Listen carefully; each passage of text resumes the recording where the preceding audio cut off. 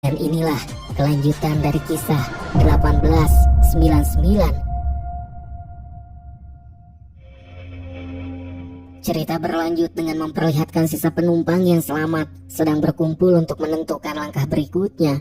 Masalah terbesar mereka saat ini adalah mesin kapal mati total dan posisi mereka terombang-ambing di tengah laut lepas. Dalam kondisi terjepit seperti ini, semua ego kelompok akhirnya runtuh.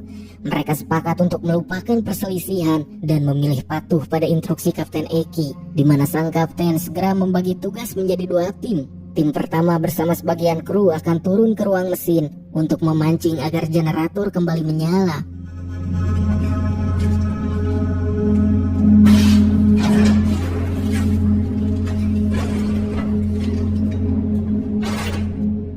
Sementara tim kedua bergerak menyisir kabin untuk mencari penumpang lain yang mungkin masih selamat.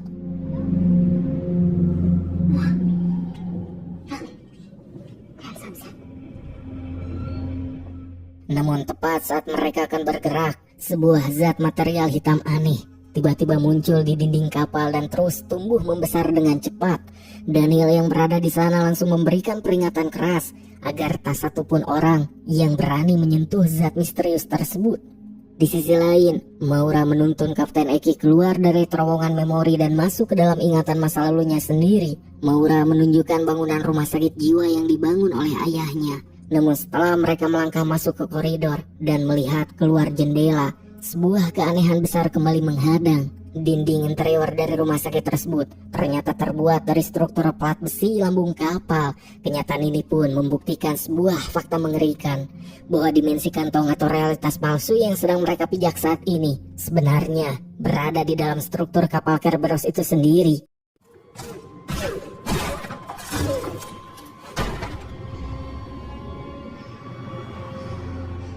Sementara itu di dalam kapal, kepanikan massal kembali memicu kecerobohan. Saat sedang mencari keberadaan Sebastian, Nyonya Wilson didorong rasa penasaran yang tinggi, nekat menyentuh material hitam yang menempel di dinding kapal. Dan akibat tindakan bodoh tersebut, zat material hitam itu langsung menjalar cepat dan menginfeksi seluruh jaringan kulit tubuhnya secara mengerikan.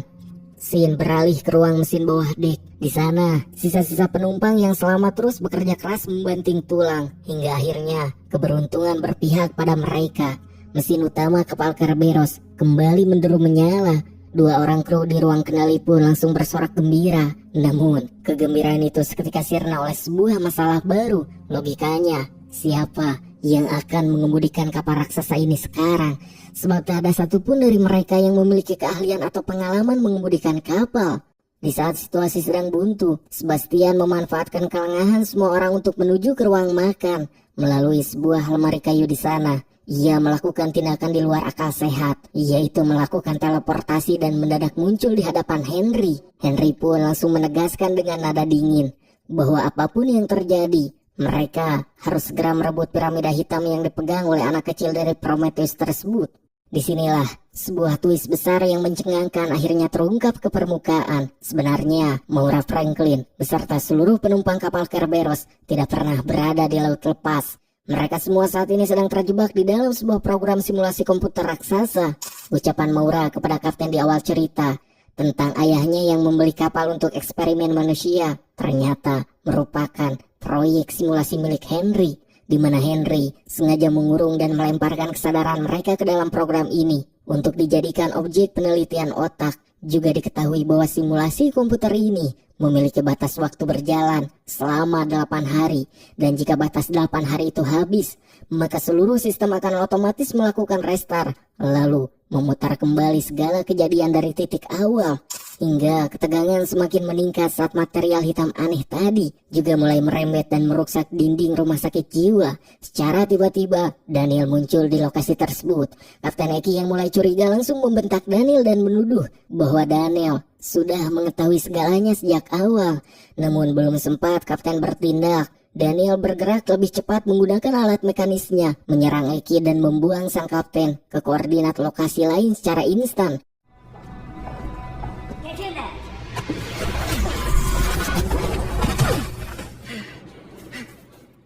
Kini tinggal tersisa Daniel dan Maura di ruangan tersebut. Daniel berulang kali menjelaskan kepada Maura dan mendesaknya agar mencoba mengingat kembali masa lalunya. Dan disinilah Daniel pun mengaku bahwa dirinya adalah suami sah dari Maura. Bukannya percantan atau percaya, Maura yang merasa terancam justru langsung menodongkan pistol ke arah Daniel. Daniel menatapnya dengan pandangan kecewa, lalu berkata bahwa mereka sebenarnya sudah hidup bersama sebagai suami istri selama 12 tahun.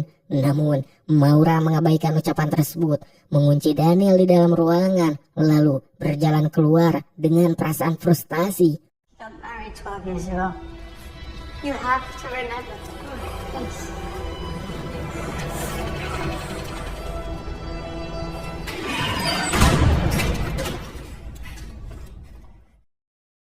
Saat berada di ruangan terbuka, Maura melemparkan pistol di tangannya dengan sangat keras hingga memantul ke udara. Namun tepat di momen itulah sebuah kejutan visual terjadi. Dinding yang terhantam pistol itu retak dan memperlihatkan susunan layar tampilan palsu. Maura pun tentu benar-benar soak, menyadari bahwa seluruh pemandangan alam yang ia lihat selama ini ternyata hanyalah sekadar proyeksi visual komputer.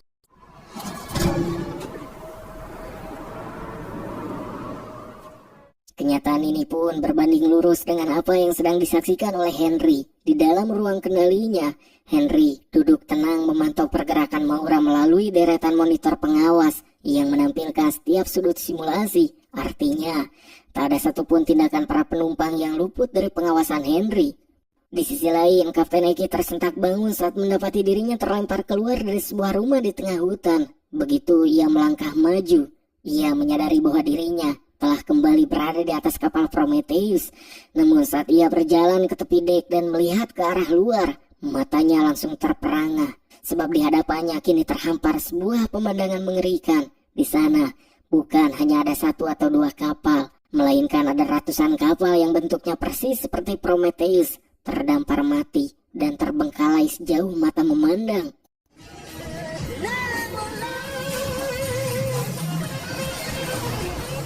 Maura telah kembali ke kapal Kerberos yang situasinya sudah semakin kritis akibat hantaman badai dahsyat. Ombak raksasa terus menghantam lambung kapal hingga membuat sisa penumpang panik dan mengajak Maura untuk segera mengungsi ke ruang mesin. Namun Maura menolak karena bertekad mencari Kapten Eki terlebih dahulu. Setelah menyisir seluruh sudut kabin tanpa hasil, Maura masuk ke kamar kapten dan merayap turun ke dalam terowongan di bawah kasur. Namun kali ini, di ujung terowongan, ia tak menemukan Eki, melainkan mendiang istri sang kapten yang langsung mempertanyakan bagaimana Maura bisa menembus memori suaminya. Maura yang ketakutan langsung berbalik dan melarikan diri. Namun, didorong oleh rasa penasaran tentang klaim pernikahan 12 tahun, Maura kemudian menyelinap masuk ke kamar Daniel. Ia membongkar tempat rahasia di bawah tempat tidur Daniel, lalu merayap masuk ke dalam potongan memorinya. Di sanalah Maura menemukan sebuah ruangan yang terasa sangat familiar. Sebab begitu ia mendekati meja, mata Maura tertuju pada tumpukan foto yang memperlihatkan kemesraan dirinya bersama Daniel. Dan yang lebih mengejutkan lagi, di dalam foto-foto tersebut juga terlihat anak laki-laki kecil yang selama ini membisu. Ternyata anak misterius itu adalah anak kandung mereka sendiri yang bernama Elliot. Di lokasi berbeda, Daniel yang terkurung di dalam ruangan tak tinggal diam. Dengan sisa tenaga yang ada, ia membongkar paksa panel dinding besi, lalu merayap masuk ke dalam labirin kabel sistem kapal. Sambil menavigasi jalur kabel tersebut, Daniel menjelajahi memori para penumpang, hingga akhirnya tiba di ujung memori milik Maura. Di sana terdapat sebuah area kuburan, di mana di bagian bawah tanahnya ternyata menjadi tempat persembunyian rahasia bagi Elliot. Dari percakapan antara Daniel dan Elliot, terungkaplah fakta krusial bahwa mereka berdua tahu persis bahwa dunia simulasi ini akan segera hancur. Kejadian mengerikan ini pun ternyata sudah mereka lalui berkali-kali dalam sebuah lingkaran setan atau time loops yang tak berujung. Durasi siklus mereka adalah 8 hari, dan hari ini telah memasuki hari ke-7. Artinya, Daniel hanya memiliki sisa waktu sedikit untuk menyadarkan kesadaran Maura sebelum sistem melakukan restart otomatis. Elliot yang memahami situasi tersebut kemudian menyerahkan sebuah cincin pernikahan kepada Daniel, memintanya untuk memberikan cincin itu kepada Maura sebagai bukti nyata. Daniel pun segera keluar dari labirin kabel dan kembali ke kapal Kerberos. Karena tak menemukan keberadaan istrinya di sana, Daniel beranggapan jika Maura pasti sedang masuk ke dalam memorinya sendiri. Dan benar saja, ketika Daniel masuk ke dalamnya, ia mendapati Maura yang sedang terdiam di sana. Melihat cincin yang dibawa Daniel, Maura akhirnya meyakini bahwa pria di hadapannya adalah suaminya.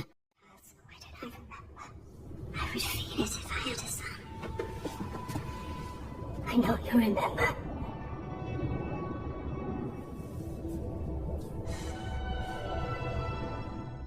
Daniel langsung menjelaskan secara to the point bahwa seluruh realitas kapal ini adalah tipuan mata dari sebuah program komputer yang harus segera dihentikan.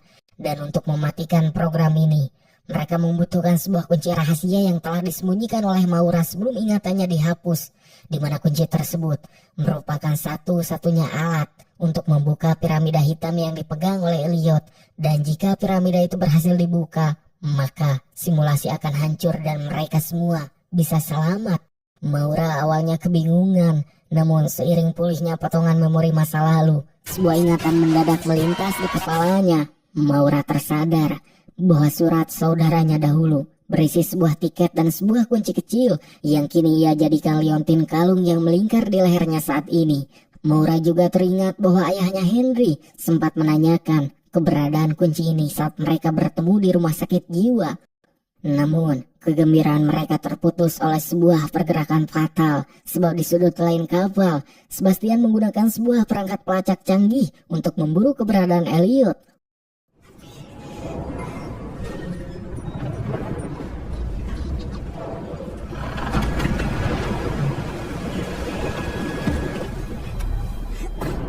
Tak butuh waktu lama, kini keberadaan Elliot beserta piramida hitamnya tengah berada di hadapan Henry.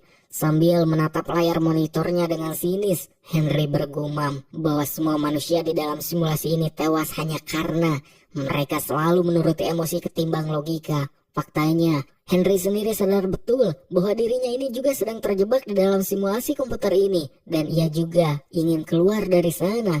Henry kemudian membuka bagian atas piramida tersebut, memperlihatkan sebuah lubang kunci kecil yang pasangannya sedang dibawa oleh Maura. Scene kembali ke dalam kabin kapal. Daniel bergerak cepat menggunakan perangkat mekanisnya untuk meretas dan merusak fungsi-fungsi utama sistem simulasi dari dalam. Ia membeberkan fakta kepada Maura bahwa setiap kali simulasi berakhir, kapal-kapal yang gagal akan dikumpulkan di suatu tempat penampungan.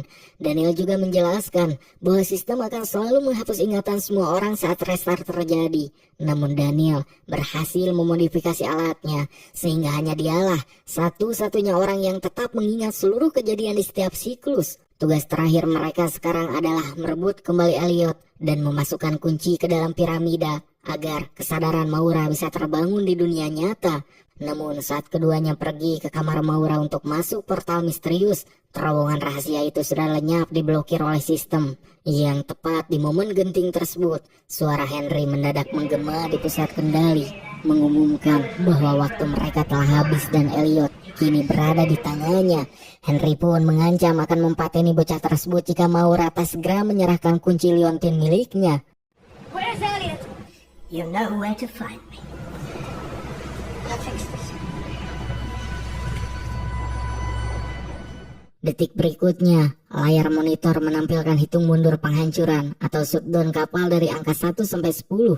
Di tengah laut, sebuah lubang pusaran air raksasa berputar liar secara mengerikan. Kapal Kerberos pun langsung terhisap masuk ke dalam portal pusaran tersebut, lalu terlempar hancur menuju area penampungan kuburan kapal, menyusul posisi Kapten Eki yang sudah terdampar di sana terlebih dahulu.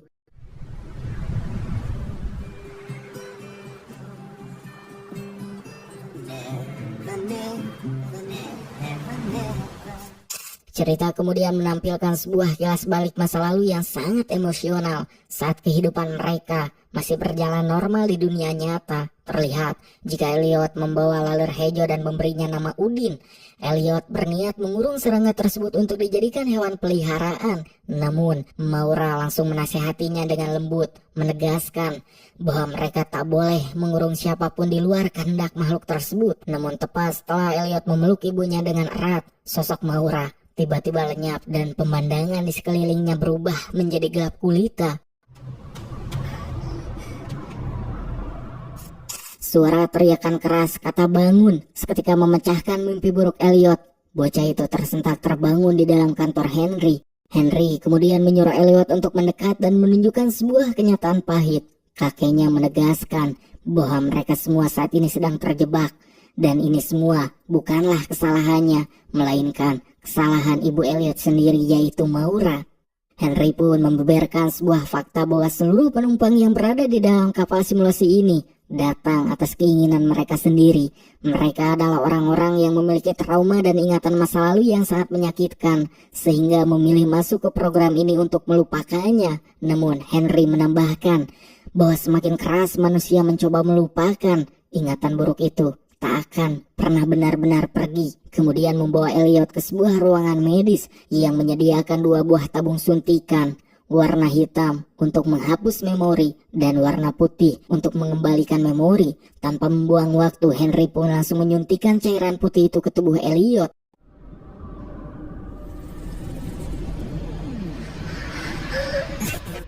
Di momen inilah Henry membongkar sebuah plot twist yang mengejutkan, bahwa dalang dibalik semua ini bukanlah dirinya, melainkan Maura sendirilah pencipta asli dari seluruh program simulasi komputer ini. Disinilah akhir dari segala misteri ini terbuka secara gamblang. Alasan utama mengapa Maura Franklin menciptakan dunia simulasi komputer ini adalah karena fakta menyedihkan bahwa anak kandungnya, yaitu Elliot, menderita sebuah penyakit mematikan yang tak bisa disembuhkan. Maura pun yang sangat mencintai anaknya tak sanggup menghadapi kenyataan pahit jika harus kehilangan Elliot di dunia nyata. Oleh karena itu, Maura nekat membangun dunia simulasi ini dengan tujuan untuk mengurung kesadaran anaknya di sana, agar mereka bisa hidup bersama secara abadi dan terhindar dari kematian. Walaupun Daniel sudah berulang kali melarang tindakan gila tersebut, Maura tetap bersikeras demi ego emosionalnya. Inilah alasan mengapa Maura membawa anak, suami, serta ribuan orang yang memiliki masa lalu hancur untuk ikut masuk terjebak bersama di dalam dimensi simulasi buatannya sendiri. When your mother was your age, she was clearly too young to understand the abstract. Turned her world upside down. Di tempat lain, Daniel bergerak cepat memanfaatkan sisa waktu yang ada di depan mesin tekanan uap. Ia menggunakan perangkat mekanis canggihnya untuk meretas, sekaligus mengacaukan seluruh sistem inti simulasi dari dalam. Sementara itu di atas dek, Maura Franklin mengumpulkan sisa penumpang yang masih bertahan hidup. Ia membeberkan kenyataan bahwa dirinya adalah istri dari Daniel, sekaligus anak kandung dari Henry, sang pemilik perusahaan kapal terkutuk ini. Maura pun mencoba menjelaskan secara langsung ke inti bahwa mereka semua saat ini sedang berada di dalam sebuah program simulasi komputer raksasa. Namun, usahanya mendapati jalan buntu, sebab tak ada satupun penumpang yang mengingat bagaimana mereka bisa sampai di kapal ini. Dan logikanya, sangat mustahil orang-orang dari tahun 1899 bisa memahami konsep teknologi simulasi komputer. Maura pun terus meyakinkan mereka bahwa Daniel bukanlah musuh, melainkan sosok yang sedang berjuang keras demi menyelamatkan nyawa mereka semua. Akibat aksi peretasan brutal yang dilakukan Daniel pada sistem utama kapal, efek kehancuran mulai melanda dunia simulasi secara total.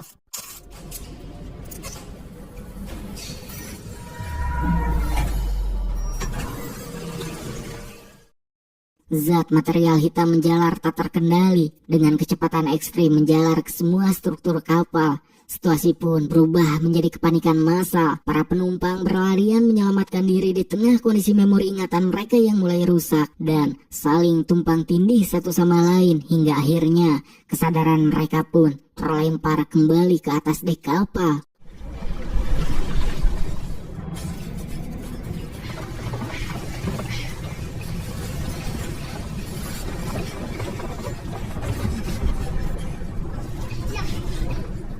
Melihat kekacauan besar yang merusak sistem layarnya, Henry tak tinggal diam. Melalui pemancar, ia memerintahkan Sebastian untuk segera meringkus Maura. Sebastian pun bergerak cepat dan berhasil menyudutkan posisi mereka. Ternyata Sebastian juga memiliki perangkat mekanis yang sama seperti milik Daniel.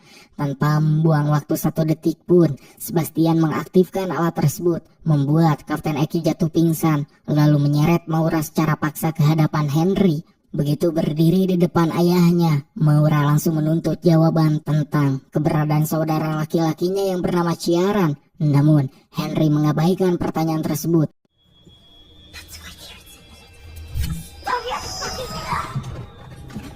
Henry kemudian memerintahkan Elliot untuk mendekat dan menyuntikkan cairan hitam ke tubuh ibunya sendiri. Tujuannya agar ingatan Maura kembali terhapus total, sehingga ia akan terbangun kembali sebagai penumpang biasa di atas kapal Kerberos saat siklus baru dimulai. This is your design.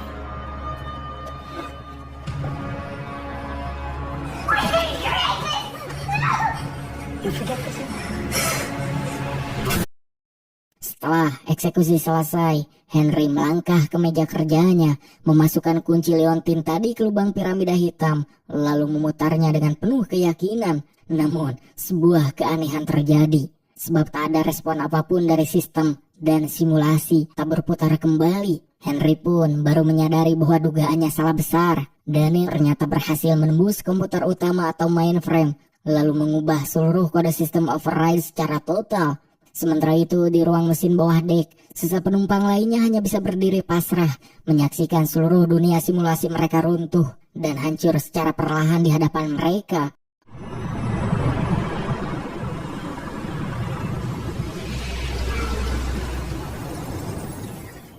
Saat kesadaran Maura kembali pulih, ia mendapati dirinya tak terbangun di atas kapal, melainkan tergeletak di dekat sebuah area kuburan. Begitu ia membongkar jalan rahasia di bawah tanah, ia kembali bertemu dengan Daniel.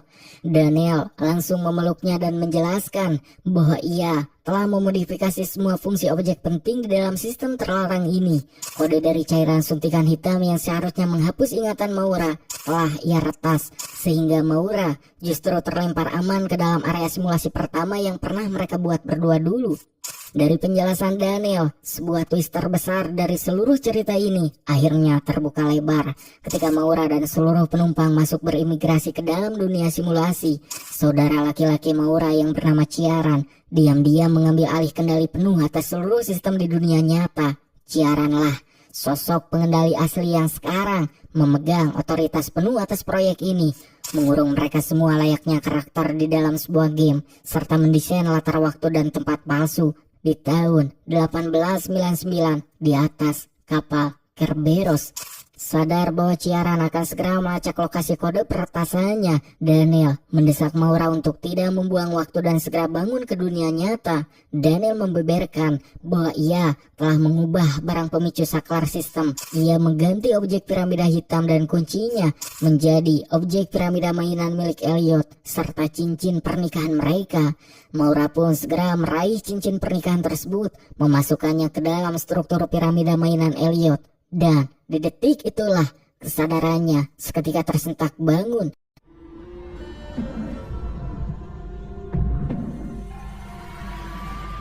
Begitu membuka mata, Maura mendapati kenyataan yang berbanding terbalik 180 derajat. Dirinya tak sedang berada di laut ataupun di rumah sakit jiwa, melainkan sedang berbaring di dalam sebuah pesawat luar angkasa raksasa bernama Prometheus, dan ngagebek melihat sebuah ruangan besar berbentuk bangsal penuh dengan mesin pods. Di dalam mesin-mesin pods yang berderet tersebut terlihat rentetan manusia sedang tertidur lelap dalam kondisi tak sadar. Faktanya, kehidupan orang-orang ini di dunia nyata sangatlah berat dan mereka selalu dihantui oleh trauma masa lalu yang kelam.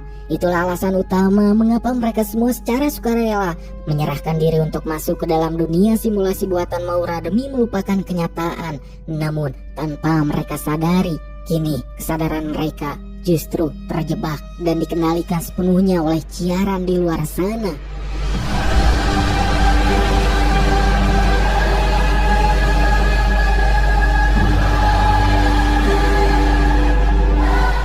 Tamat!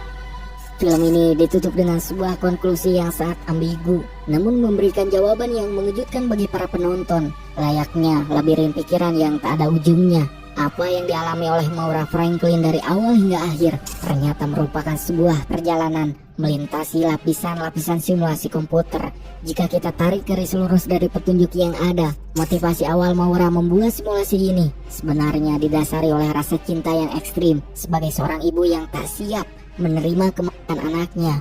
Namun proyek pelarian emosional ini justru dimanfaatkan oleh saudaranya yaitu Ciaran untuk melakukan eksperimen massal yang jauh lebih kejam dengan menjebak ingatan ribuan manusia di dalam kapsul waktu tahun 1899. Pertanyaan terbesarnya sekarang, apakah tahun 2099 di atas pesawat luar angkasa Prometheus ini adalah dunia nyata yang sebenarnya, ataukah ini hanyalah lapisan simulasi berikutnya yang sengaja dirancang oleh Ciaran untuk memberikan harapan palsu bagi Maura?